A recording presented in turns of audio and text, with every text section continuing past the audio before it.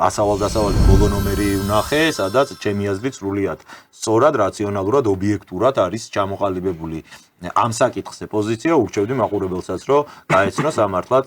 საკმაოდ დიდი ტირაჟით გამოდის ეს გაზეთი და საკმაოდ დიდი გავლენა აქვს მას საზოგადოებრივ აზრზე და გამიხარდა, რომ აი გაზეთი ასავალ-დასავალიც ყოფილა ჩვენ ჭკუაზე. სამართლომ მოითხოვს ითქვას, რომ ნახე ძალიან კარგი და ობიექტური შეფასება ბატონი კახა კუკავასი, სხვა შორის იყო მე მგონი ტელეპიროზე, კახა ჩვენთანაც იყო მანამდე და მე მინდა თქვა მას მადლობა უთხრა, რომ ჩვენთან მოვიდა და იმედი მაქვს, რომ კიდე მოვემ, რომ ძალიან საინტერესო ისაუბრა კახამ ამ საკითხთან დაკავშირებით, ანუ მან ძალიან სწორად იურიდიულად და დიდი პოლიტიკური გამოცდილების მქონე ადამიანია და ეხა მართლა ღარიბაშვილს და ოცნებას და სხვას კი არა ათაბაბადან იცნობს ნაციონალურ მოძრაობას დასაწყის ამ ადამიანებს და ასევე უნდა ითქვას რომ ირმა ინაშვილს ქონა ძალიან ისეთი სტატუსი იყო თუ სტატია მოდი ასე ვთქვათ ასევე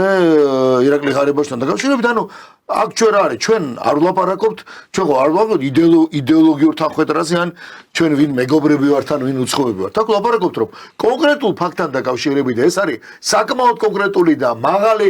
ინტერესის ფაქტი ირაკლი ღარიბაშვილთან დაკავშირებით ჩვენ ვლაპარაკობთ აი ამ კონკრეტულ ფაქტთან დაკავშირებით რაციონალურად ჯანსაღ შეფასებებს ჩვენთან იყო ხალი მაპატიეთ გამომჭა ბუდიში ნუ კი არველაძე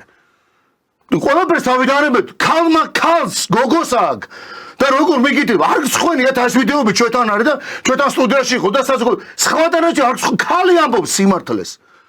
იგივე რატომ მოვიყვანეთ ჩვენ შეიძლება პოლიტიკური გემოვნება არავის არ მოგწონს საერთოდ არავის არ მოგწონს და არც საყვანის სტილი არ მომწონს შეიძლება მე ან თენგოს მისიან ცოტა მაგრამ ეხლა ხო ჩვენ მსჯელობთ უბრალოდ მაპატიეთ ემოციებისთვის თუ ესეთი უარგისი კაცი იყო ეს კაცი თუ ესეთი მოღალატე იყო რაც მის დროს თქვენ შეწუხებული ხავთ რა დახმარებას მას გაწეულია თქვენზე გამოდით საჯაროდ დაგმეთ და დააბრუნეთ